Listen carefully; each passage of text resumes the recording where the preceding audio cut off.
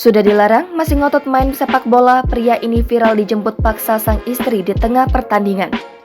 Momen pemain sepak bola dijemput paksa sang istri itu diketahui terjadi saat acara ulang tahun ke-77 Republik Indonesia di lapangan Desa Hanung, Kecamatan Daya Luhur, Cilacap, Jawa Tengah.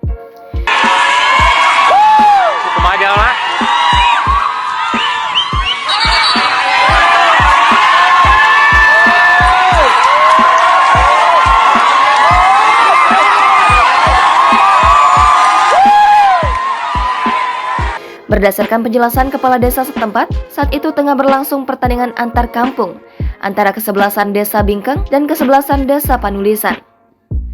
Lalu, ketika laga berlangsung, istri dari salah satu pemain masuk ke lapangan secara tiba-tiba dan membuat heboh warga yang sedang menyaksikan. Bahkan sejumlah warga yang melihat kejadian unik itu spontan merekam dan salah satu video yang diunggah di media sosial menjadi viral. Wasit kemudian meniupkan peluitnya guna menunda pertandingan. Sang istri yang masih memakai helm dengan santai menghampiri suaminya yang sedang bermain bola. Ia memaksa dan menarik tangan suaminya yang memakai kaos nomor punggung 30 itu. Sementara, sang suami mengajak istrinya yang berhelm itu untuk keluar dari lapangan. Ia tampak malu dengan aksi nekat yang dilakukan istrinya, hingga membuat para pemain lain tertawa dan disoraki para penonton.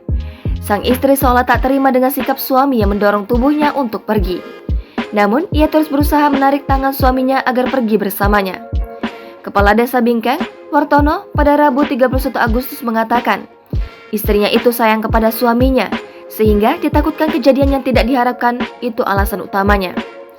Aibda Iman AS, anggota polisi yang bertugas, menceritakan peristiwa hanya kesalahpahaman.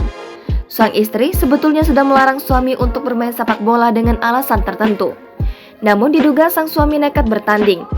Ia menyebut tidak ada kejadian yang sangat fatal suatu keributan, melainkan hanya suami sudah dilarang untuk bermain bola. Saat itu, katanya pertandingan memang sempat terhenti sejenak. Pertandingan dilanjutkan usai suami istri itu keluar lapangan.